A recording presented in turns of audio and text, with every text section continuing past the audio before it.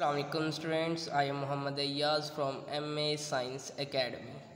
तो स्टूडेंट्स, जैसा कि आप लोगों को पता है कि फ़र्स्ट लेक्चर में हम लोगों ने वाइटल फोर्स थ्योरी के बारे में पढ़ा था, जो कि एक स्पेशल किस्म की फ़ोर्स थी जो सिर्फ ऑर्गेनिक कंपाउंड्स बनाने के लिए लिविंग थिंग्स के अंदर मौजूद थी।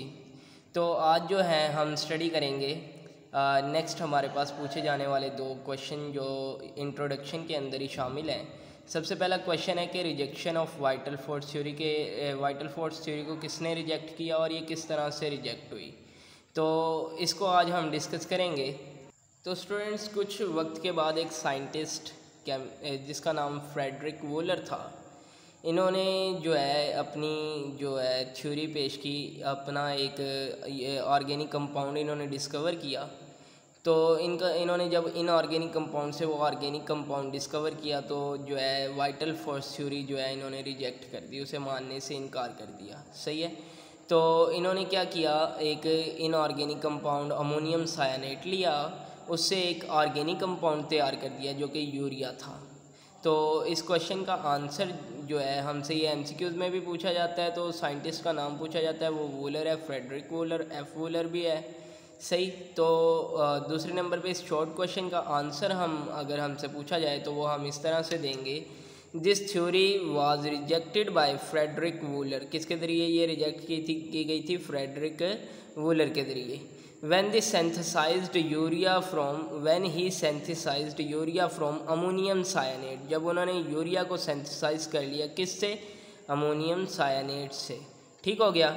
तो ये किस तरह से किया, इसका रिएक्शन देखते हैं। अमोनियम सायानेट का जो फार्मूला है, केमिकल फार्मूला NH4CNO है। ठीक हो गया। इससे इन्होंने यूरिया तैयार किया जो कि एक ऑर्गेनिक कंपाउंड था। इसका फार्मूला हम किस तरह से लिखेंगे? इधर एक N ये है, एक N ये है, दोनों तरफ एक एक N लगा देंगे थोड़े थोड़े फासले से। ठीक हो गया। उसके बाद इधर 4 हाइड्रोजन्स हैं, 4 हाइड्रोजन, 2 हाइड्रोजन एक नाइट्रोजन के साथ लगा देंगे, बाकी के 2 हाइड्रोजन दूसरी नाइट्रोजन के साथ लगा देंगे। अब हमारे पास एक कार्बन और एक ऑक्सीजन बचा, सेंटर में कार्बन लगाएंगे और उसके साथ ऊपर डबल बॉन्ड की मदद से हम ऑक्सीजन जोड़ देंगे। तो ये हमारे पास यूरिया का फार्मूला है। इसे एक कंबाइन भी हम इस तरह से लिख सकते हैं, NH2 के गिर्द ब्रैकेट लगा के ट्वाइस लिख देंगे और साथ में कार्बन और ऑक्सीजन वैसे का वैसे ही आ जाएगा। तो अमोनियम सायानेट जो था ये हमारे पास एक इनऑर्गेनिक कंपाउंड है, नीचे लिख देंगे, और जो यूरिया है ये ऑर्गेनिक कंपाउंड है। इसके बाद जो इस चैप्टर का हमारे पास शॉर्ट क्वेश्चन बनता है वो राइट कह लें, डिफाइन कह लें, right modern definition of organic chemistry. तो ऑर्गेनिक केमिस्ट्री की जो मॉडर्न डेफिनेशन है ना, वो बतानी है। तो वो क्या है कि हमारे पास कार्बन और हाइड्रोजन और इनके जो डेरिवेटिव्स हैं उनका मुतालिया हमारे पास ऑर्गेनिक केमिस्ट्री है। तो इसको डिफ़ाइन किस तरह से करेंगे? Organic chemistry is that branch of chemistry, ये केमिस्ट्री की एक शाख है, which deals with the study of, जिसके अंदर हम मुतालिया करते हैं, किस चीज़ का मुतालिया करते हैं? कंपाउंड ऑफ कार्बन, कार्बन के कंपाउंड्स का, एंड हाइड्रोजन, और इन्हें हम कंबाइनली जो है हाइड्रोकार्बन्स का नाम देते हैं। कार्बन का मुतालिया और हाइड्रोजन का मुतालिया, और फिर इनसे इसके डेरिवेटिव्स का, कार्बन और हाइड्रोजन के डेरिवेटिव्स का मुतालिया जो है ना, ये हमारे पास कहलाता है ऑर्गेनिक केमिस्ट्री।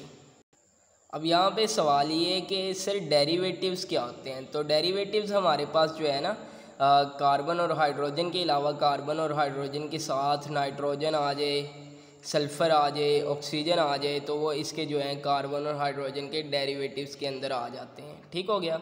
बाकी किसी भी तरह का क्वेश्चन हो तो कमेंट सेक्शन में पूछ लें, और अगर वीडियो अच्छी लगी हुई हो तो इसे सब्सक्राइब और शेयर ज़रूर करें चैनल को। Thank you so much and अल्लाह हाफिज़।